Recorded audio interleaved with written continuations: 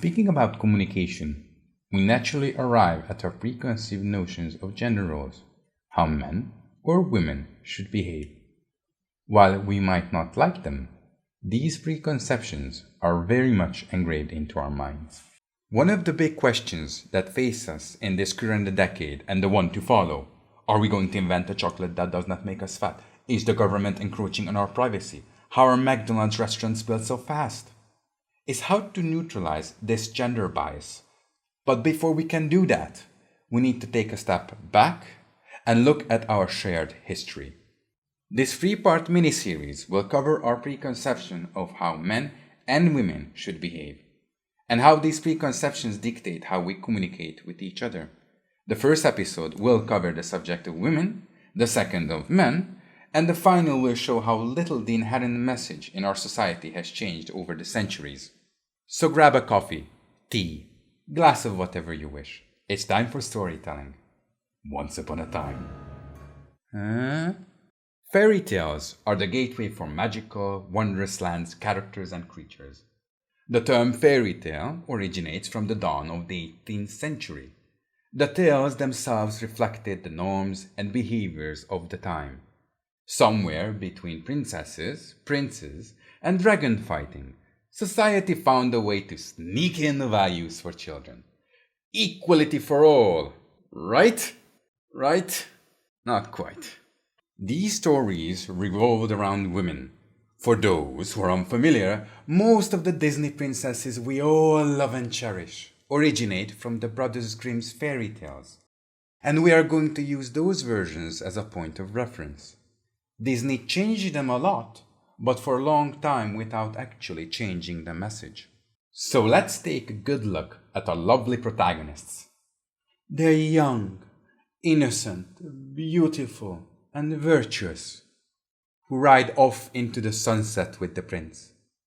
Where else have I seen such idealized versions of women?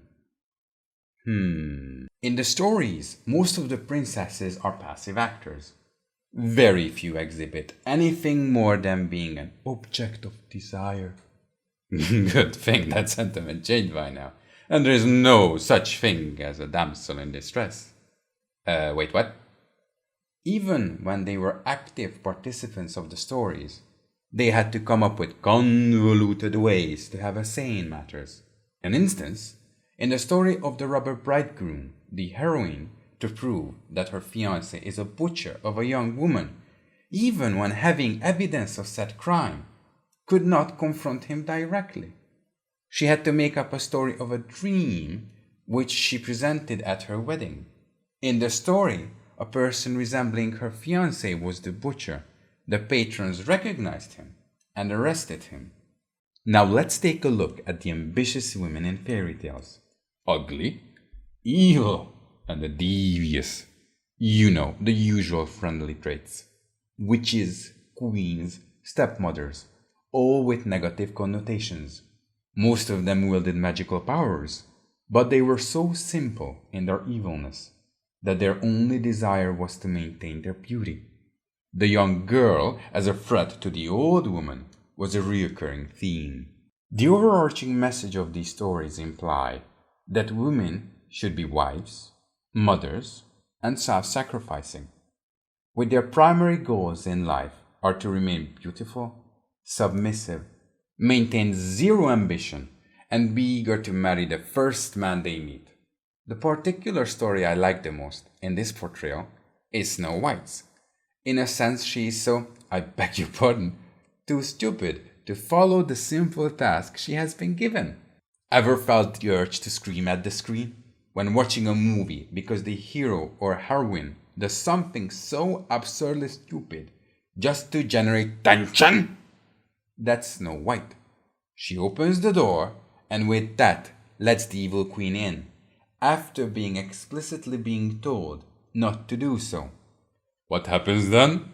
She flees, just to be saved by the hunter, and then again by the 7 dwarves, who had previously set conditions for her to stay at their place. One of these conditions was to clean the house. Cinderella is a good example as well. She is openly abused, near to the level of domestic violence.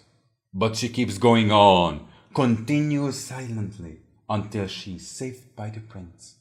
So no matter what happens, what are the circumstances, women should endure. Talk about subliminal messaging.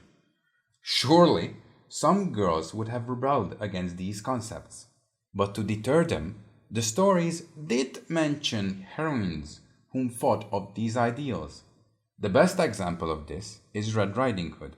She is confident, brave, and disregards all warnings to go alone into the forest. Her attitude eclipses all common sense, which then in return leads her into a hard lesson. But that's not the extent of the messages. Oh no. These heroines of ours are all totally incapable of doing anything on their own, and they need a man to save them. Of course, these fine ladies always marry the handsome, wealthy, and powerful prince, whom is solely attracted to them because of their looks. They are so irresistible that they cannot do anything else besides proposing to them. I wish to point out that some princesses hardly spoke to their princes before actually marrying them. So where does this lead us? If we look back on the fairy tales of the present, there was a very slow shift in the messages they tried to convey. Disney's particular reworks at the beginning maintained the same repressed and downright helpless picture of women, which was present in the source material. It got a little bit changed around The Little Mermaid. Ariel had some choice in matters, but her path was pretty much set. We had to wait for Mulan to see the first really powerful heroine who had to disobey, scheme, and lie to help, because if not for the scheming, her voice would have not been heard. Reminiscent of something? Just very recently, there were two mainstream adaptations which had a very dramatic shift in the way of portraying women in fairy tales. They were not without controversy, but we wished to avoid jumping on a bandwagon which left the town quite a while ago. So we would rather close with a positive sentiment. Maybe, just maybe, we can have fairy tales that show a wider range of female types. There is nothing wrong with waiting for Prince Charming and looking forward to a life of being a happy housewife. But it would be so much nicer to have those other type of women portrayed in fairy tales as well, without being punished for sad behavior. We think women and men are not two-dimensional cardboard cutouts. Whoops! Look at the time. This got a little long, and there's still so much to be said on the topic. I hope we can revisit this sometime in the future.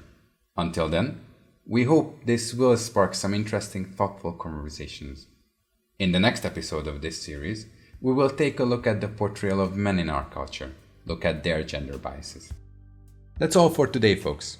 Like, share, subscribe, leave a comment. We would love to hear your thoughts. Remember, be patient.